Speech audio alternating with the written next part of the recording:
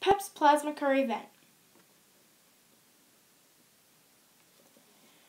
At Princess Elizabeth Public School, Mr. Robson's grade 7A gifted class ran the Plasma Car event.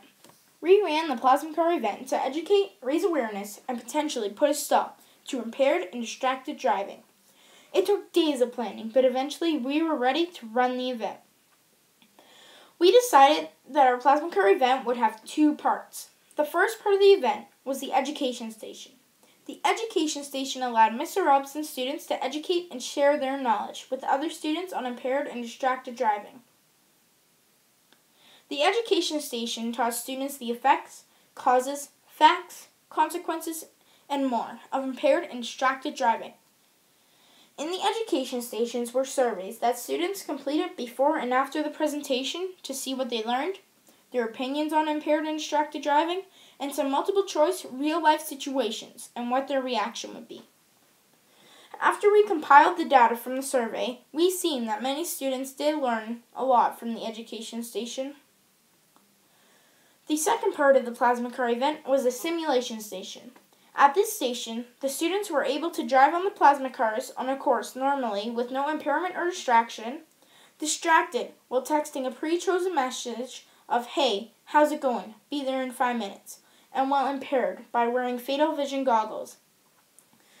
While the students drove the course, we had data collectors who collected the driver's state, normal, distracted, or impaired, their time, and how many times they crashed, hit a pylon, or went over the line.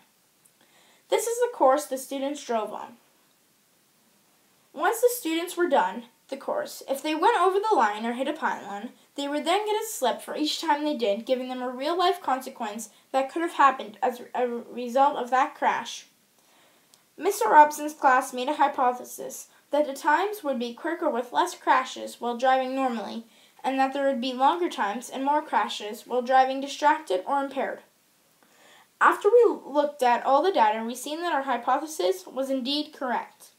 This is because the average time while driving impaired was 1 minute and 37 seconds, and the average time driving distracted was 1 minute and 22 seconds. But the average time driving normally was only 1 minute and 18 seconds.